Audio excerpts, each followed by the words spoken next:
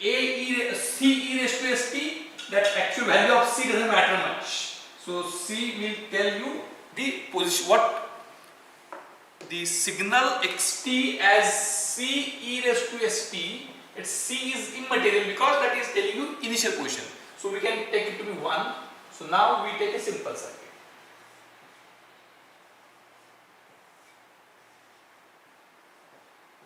1 1.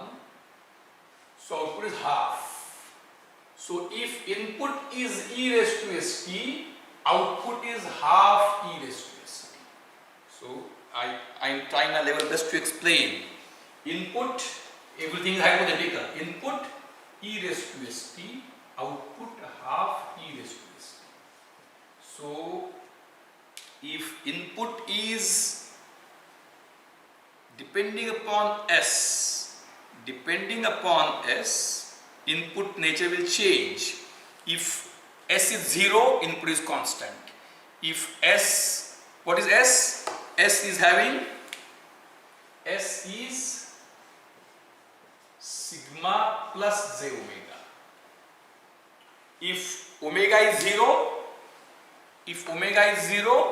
then sigma is either positive or negative. If sigma positive, it is increasing signal, sigma negative is decreasing signal.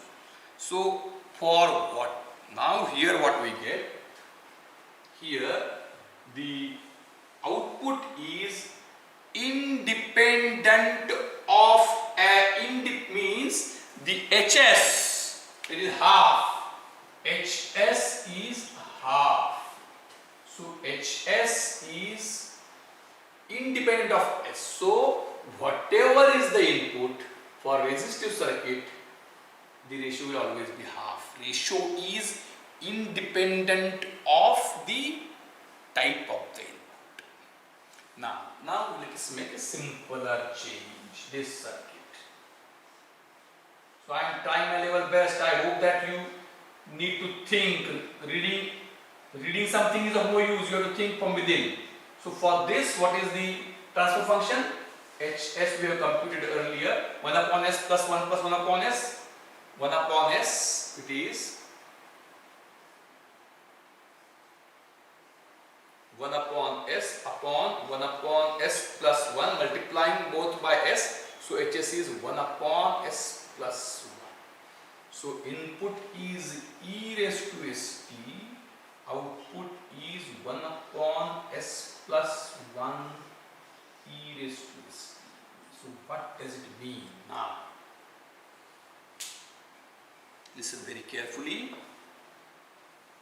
If S is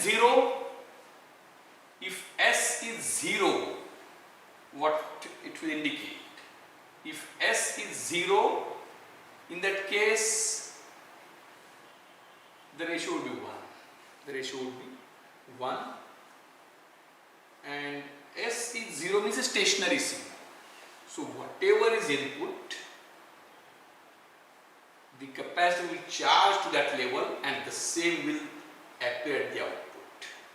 It is an extreme case. Now, if S is a thing which is sigma plus j omega, sigma 0 and some value of omega. So in that case, ST becomes e raised to j omega. Input, if sigma part is 0, input becomes e raised to j omega t. So if sigma is 0, means S is equal to j omega. So in that case, what is the output? So input is e raised to j omega t.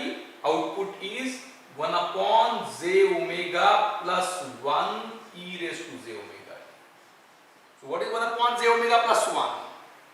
What is 1 upon j omega plus 1? So that I will plot. I hope it takes some time, but surely you will understand. So it is 1 upon j omega plus 1 into e raised to j omega. What is e raised to j omega t? E raised to j omega t is a point rotating on unit circle with a speed omega. E raised to j omega t is a point rotating on unit circle with an angular frequency or angular speed of omega radians per second. It's rotating point. If just remember, everything is hypothetical. It's very interesting one. If a rotating point is applied as input, what will be the output? Output will also be something into e raised to omega t. So output will also be rotating point, but what rotating point? That depends upon 1 upon j omega plus 1.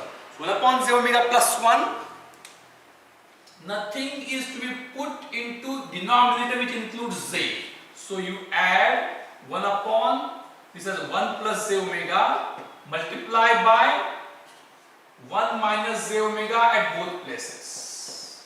So what it would be? So output is this into e raised to j omega. So that is 1 minus j omega upon 1 plus omega square. 1, this is minus plus j omega minus j omega, so minus j square minus 1, so 1 plus omega square.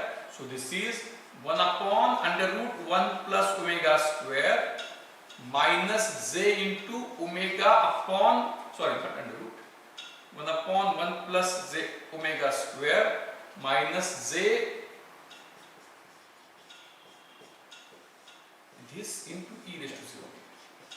What is this now? This is very important. So this tells us 1 upon 1 plus omega square minus j into omega upon 1 plus omega square. So what it is in the denominator we have got 1 plus omega square. In the denominator we have got 1 plus omega square. So again, if I write 1 upon 1 minus j omega upon 1 plus omega square, then this is this is 1 minus j omega. So something plus imaginary part. This I can write as in the polar form. How you can write a plus jb? A plus jb is under root a square plus b square angle tan inverse of b by a. So it is under root 1 plus omega square into tan inverse of omega upon 1, it is minus omega, so minus tan inverse of omega upon 1 plus omega square. So this is, so that is something which I am trying my level best to explain. I don't know to what extent it will be successful. So it is 1 upon under root 1 plus omega square tan inverse of omega into, this is angle, into e raised to j omega.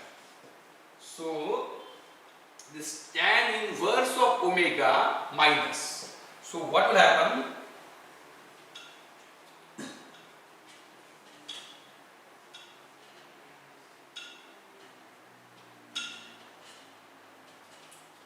So let us say if omega is 1.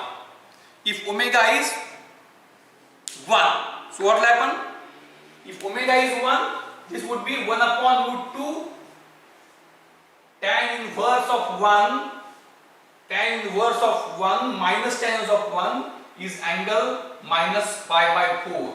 So that point will be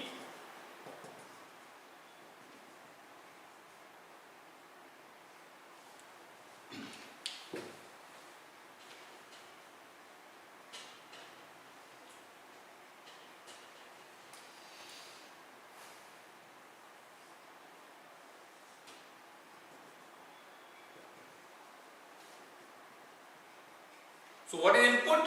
Input is rotating.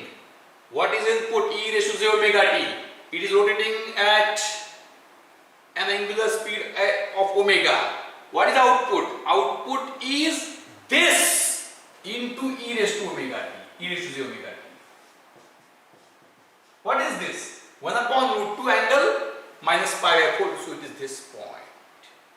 So if input is this point, if input is a rotating point on a unit circle with an angular speed of omega and is at 1 0 at x-axis at t equal to 0, then output is also a rotating point at an angular speed omega. It rotates on a circle of radius 1 by root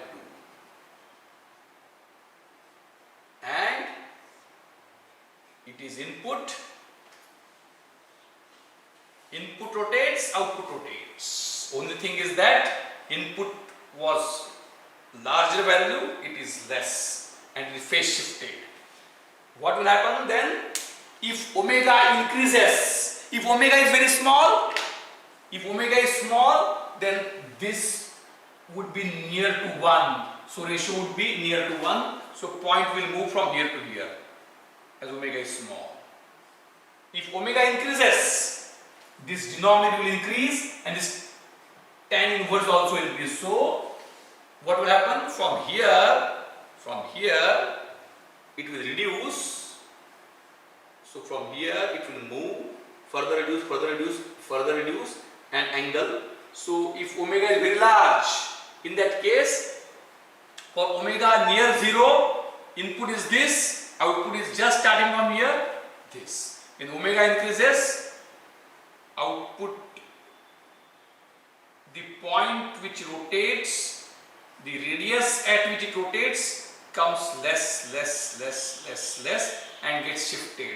So it will be from here, then it will be here, then it will be here, then it will be here, very small. So this is something which is called as you will come to know later on, filtering action. I will explain again in simple terms. So for circuits which do have HS, what is HS? What was HS? HS was 1 upon S plus 1. For such circuits, if the complex exponential is such signal with sigma equal to 0 is rotating point.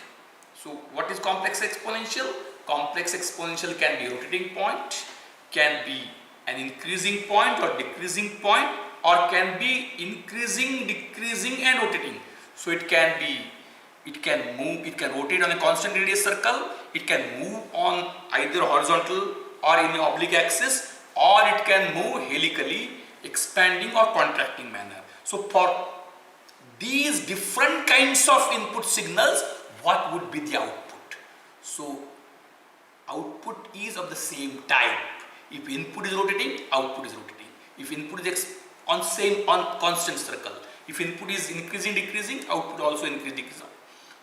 If input is helical, output also helical, but the relationship is different. As S comes into picture here, and if we think of sigma equal to 0, when we take sigma equal to 0, it becomes an imaginary exponent. Remember, complex exponential with both sigma and omega non-zero is helix. Complex exponential with sigma 0 and omega non-zero is rotating point. Complex exponential with omega 0 and sigma non-zero, increasing or decreasing, decaying or expanding point.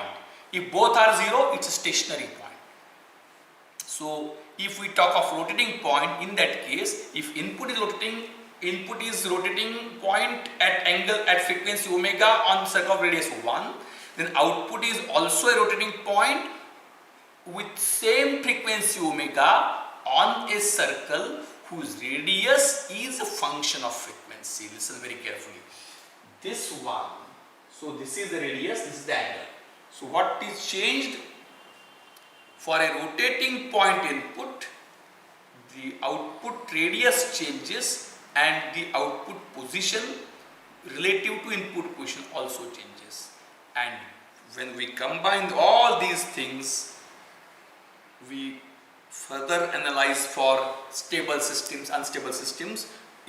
So now the things are not so easy. I am trying my level. Otherwise, just we can go through the book, write something in the form of a slide which you never understand. That is not the purpose. After this is secondly change this sequence. After 2 more lectures, I am sure that you will be understanding something very slowly. I am sure that it will continue, and in 5-6 lectures, everything will be finished, and then the remaining simpler parts of all, so this will finish all the modules to a large extent. Remaining simpler parts of few modules we will discuss as exam preparation by spending 1 or 2 lectures for each module. So after 5 modules, the syllabus would be by and large completed, and in next 6 to 8 sessions, it will be what we can say exam preparation session. I hope we stop now and continue tomorrow. Thank you.